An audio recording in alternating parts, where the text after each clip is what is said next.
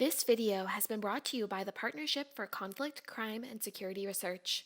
Today, we're joined by researchers from Safe Seas, whose work explores transnational organized crime at sea. Welcome, everyone. My name is Christian Bueger. I'm the co-director of the Safe Seas network. And today we are here to talk about the TOCAS project. And TOCAS stands for Transnational Organized Crime at Sea. And I'm here joined by Professor Tim Edmunds from the University of Bristol, who is the principal investigator of that project and who is one of the other directors of the Safe Seas network. I'm also being joined by Dr. Scott Edwards, who also works at the University of Bristol and who is the research associate on that project. If we talk a little bit about the responses, so both the law enforcement responses, but also policy responses, as well as capacity building projects that assist countries in fighting blue crimes. Would you say that the blue crime framework also opens up new space there to find synergies in the responses and perhaps make law enforcement policies and capacity building more effective or more targeted? So the first thing is that I think it broadens the range of responses that are appropriate or that are potentially useful.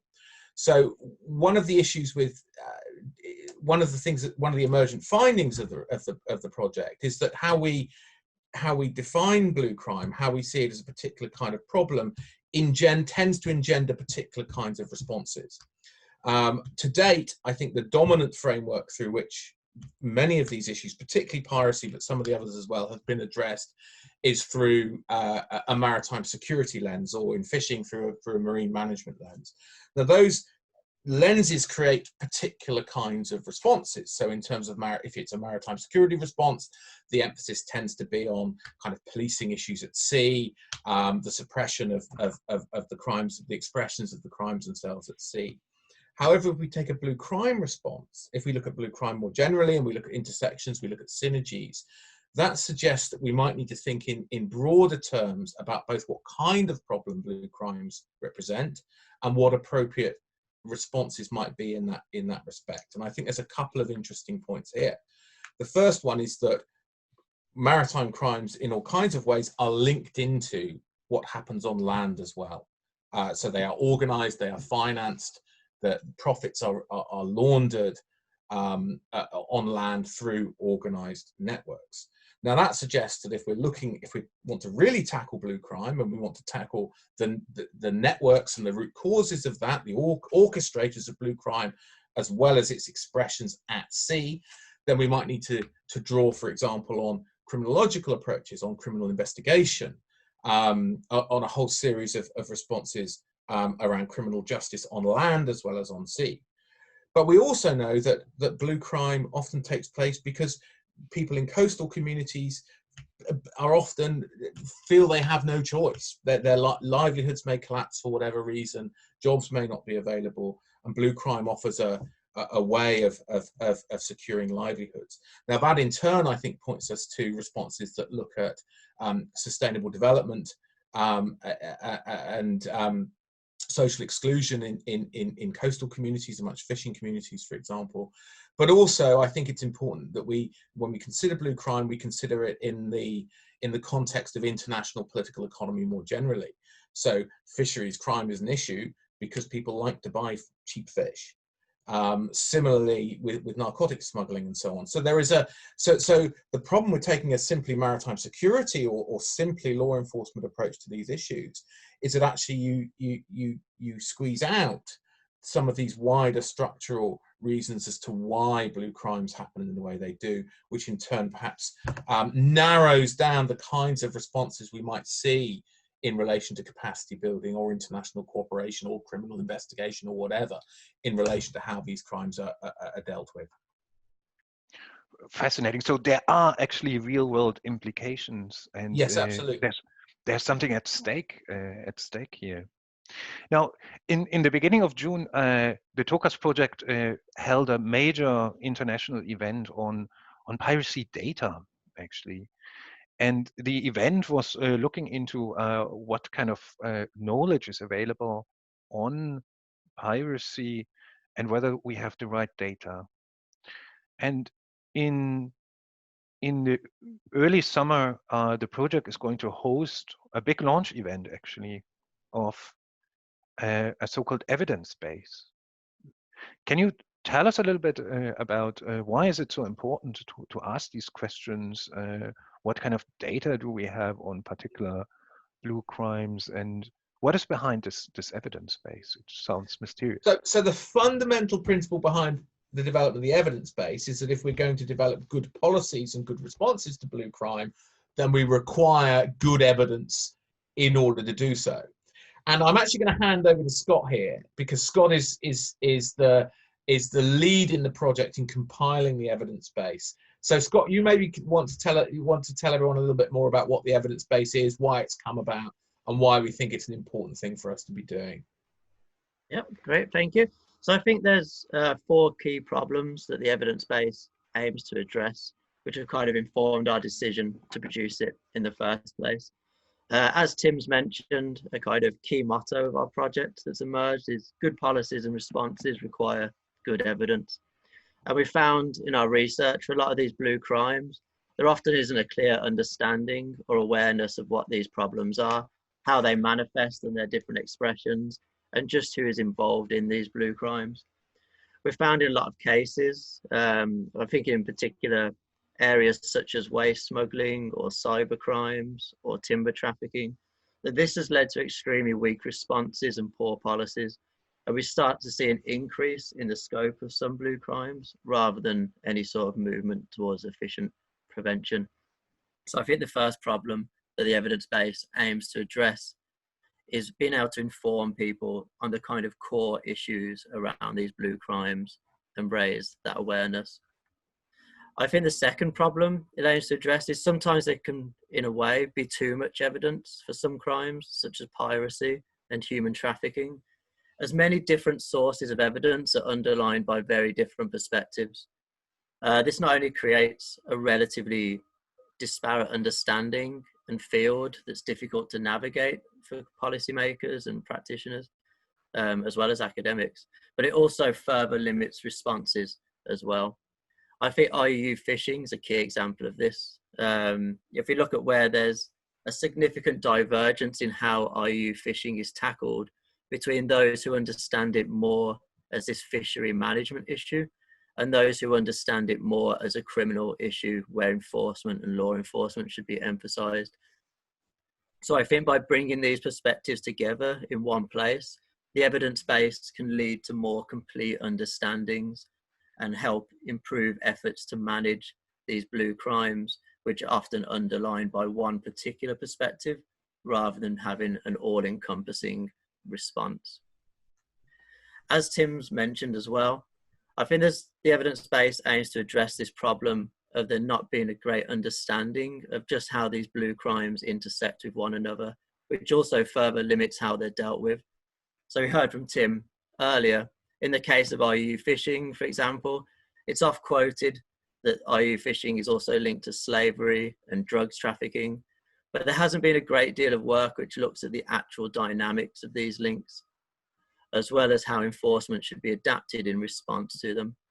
So in effect, I think this means that agencies responsible for these different blue crimes could be working together on different elements of them, but often aren't. And I think one of the kind of key things we're trying to highlight within this evidence base is these different intersections and just how these different crimes are linked as well. And finally, I think the evidence base is important because it aims to be extremely accessible. There's some really great research out there which actually suffers from problems with accessibility. If we look at things like academic literature or some policy documents, these might not be readily available in the public domain because of paywalls or in terms of policy not having a platform for distribution. And they might also be written in a way that's too abstract or inaccessible to be meaningful for those that could be learning from the different points that they raise. So I think the evidence base is important because through this, we can begin to address all these problems, but also do so in an accessible manner and have it as a very centralized source of information for people to draw upon as well. Thank you. That sounds very, very appealing. So basically what we're getting here is a systematic overview of anything that is known about blue crime. And what I also pick up here is we also learn what we actually do not know, what is unexplored and what deserves further attention. So this will be the one-stop shop for anyone interested in blue crime. But to be a little bit more precise, what do you think are the users of this evidence base? For whom is that written? Who should use that? Who will use it? I think because the hope is that it's going to be extremely centralized, as you say, this one-stop shop, and also it's kind of been produced with this aim of accessibility. Our primary hope is it's going to be a really useful resource for pretty much anybody interested in these different areas of maritime security and blue crime. But I think it'd be particularly useful for policymakers and law enforcement, as it'll be something that they can draw upon to plan their responses and gain that clearer understanding of the crimes, but also the different ways that these crimes are understood. So therefore they can draw upon this to draft this more holistic approach, which currently might be lacking in some sectors. But I don't think it's limited to policymakers and law enforcement. So you have different sectors like teaching. It'd be a useful tool for teaching, as it'd be accessible. It'd be a very useful tool for scientists and also hopefully academics, because we're drawing all these different perspectives in. Hopefully it helped to forge conversations around these blue crimes and between the different perspectives of how they're understood as well. So hopefully it'll be useful for pretty much everybody who is interested in at all in blue crime. So this is actually an appropriate tool for the age of sea awareness. Tim. I was just going to say, I think we're also responding to a clear demand from the kind of maritime security, maritime law enforcement community. I mentioned before at the very beginning about this sort of legacy of sea blindness. And I think what that means is that maritime security practitioners often don't have a great deal of evidence to draw on, both in relation to their own responses, but also in relation to how they convey the significance of maritime crime to their political masters, for example. So there is an appetite, I think, for work that shows connections, that provides reliable data, reliable evidence, in order both to inform responses, but also to convey the significance of maritime security and blue crime to governments who otherwise might see the maritime security problem primarily in terms of naval responses and so on. So it speaks to this wider broadening of the maritime security, the blue crime agenda more generally. So we very much look forward to the launch event of this, which we are looking at for the early autumn. And of course, it will not be the only event that is actually coming up as a form of a webinar. Now, in the project, there's also a focus on the Indo-Pacific. Why is that of benefit to also zoom into particular regions, and what is behind that? Well, I think for a start, I mean, the most important, well, I mean, there's a couple of interesting points here. The first is that the first is to do with the maritime as a space to study. So I think when we look particularly at security studies and international relations, which is the academic background that all three of us are from, there's long been a tendency to view global politics from the land. So in terms of land-based regions and the interaction between those land-based regions. However, when we start looking from the sea, what we mean by a region shifts. So if we look, for example, at the Indo-Pacific, which is our area of focus, we can see that what happens in East Africa is affected by or affects what happens in South Asia. That it is affected by or affects what happens in Southeast Asia, which in turn links into the Indo-Pacific. So what we see is an interlinked maritime regional complex, which has different characteristics in different subregions, but in which the transnational scope of the issue becomes apparent within that regional space. So part of the focus on the Indo-Pacific was trying to think in terms of maritime regions rather than land-based regions. But we also thought that actually, when we take the issue of blue crime, this region is emblematic or paradigmatic in lots of different ways. So we see the expression of various forms of blue crime in and across the region, as well as significant efforts from states within those regions and indeed international actors to address those problems. And piracy is one example of that. But also a range of other maritime security issues as well. So we see the Indo-Pacific as a paradigmatic example of the kind of issues that we're talking about. And the other interesting thing about this then is that it encouraged us to look at how at experience sharing and lesson learning within and between subregions of that region. And we can see this, for example, between the Western Indian Ocean and Southeast Asia and the South Pacific, where innovations that happen in relation to maritime security and blue crime responses, often in the first case due to counter-piracy measures off Somalia, have then been developed and imported and emulated elsewhere. So there is a sense of learning between subregions within the same region. And I think that again is a very interesting avenue for us when we're looking at how responses are formulated, what works, what is understood to work and why, and how those experiences then get transferred and shared elsewhere. So I think the Indo-Pacific provides us with this very, very interesting maritime region through which we can really pull out and examine the various different aspects of how blue crime manifests in practice. So two major points, right? Thinking from the sea, that's a paradigm shift, and looking at the Indo-Pacific then is a paradigmatic region, and that implies to zoom into particular subregions, but also to zoom out. And as you so rightfully stressed, the importance for comparing regions, or for also looking for the lessons that can be transferred from one region to the other. We're almost out of time, but it should be clear by now how this project in many ways shifts how we understand the sea and how we understand crime at sea, namely as blue crime. Since we are living in difficult times, my last question concerns the COVID situation. What do you think, since we're now struggling with this global health crisis, should we invest more energy on blue crimes, or do you think it's now lower in the priority ladder than before? Well, I think in practice, and at the moment at least, it is lower in the priority ladder, as you put it, Christian. So I mean, I think the impact of the current pandemic on blue crime is still rather unclear, but appears to have been quite mixed.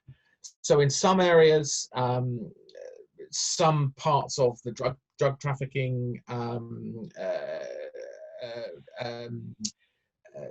cycle, for example, there appears to have been some degree of suppression that has happened because states have entered lockdown and have tougher border controls and so on. And that's particularly applies to how cocaine, for example, has moved onwards from wholesale to retail markets and so on. In other areas, the pressures of the pandemic appear to be creating new opportunities for criminals. So it's still early days, but there does seem to have been quite a significant uptick in piracy activities in the Gulf of Guinea, in the first quarter of this year compared to the same period of last year. And there are some reasons to think that might be linked to the pandemic. So at the moment, the picture's rather mixed. What has been clear is that states have been focusing on controlling the pandemic, and again, for the maritime, that means particularly around ports, in ways that perhaps have restrained activities more widely in the maritime security law enforcement field. I think the longer term picture is less sanguine, though. So I think one of the patterns the longer term patterns that appears to be emerging, is that those organised crime groups are the best placed to sort of thrive under the pandemic, are the most organised, the best resourced, in some ways the most pernicious groups. Those are the groups that have been able to, for example, stockpile narcotics. They're the ones who've been able to take losses and take greater risks, and they're the ones who are basically better able, I think, to weather the temporary storm that the pandemic has created. And we can see that in relation to people trafficking. We can see that in relation to narcotics trafficking and so on. Now, what that suggests is that actually these are the groups that may well come out of this pandemic even stronger than they were before. And again, it applies with illegal fishing as well, from the sound of things. So I think that concentration in more organised groups is a really worrying trend. The other trend that I think is worrying for blue crime is that, again, it's early days, but coastal communities appear to have been hit very hard by the pandemic. Fishing boats have struggled to go out because of lockdowns and so on. Processing and export of fish has been made more problematic because of restrictions on travel and so on. So one of the implications, perhaps over the longer term, is one of of economic deprivation and collapse in livelihoods in some coastal communities. Now, we know from what happened in the wake of previous financial crises, the 1997 Asian crisis, for example, of the 2008 financial crisis, that those kinds of conditions can push people into turning to blue crime, whether they're, for example, that's illegal fishing themselves, whether it's taking on smuggling activities of various sorts in order to help make ends meet.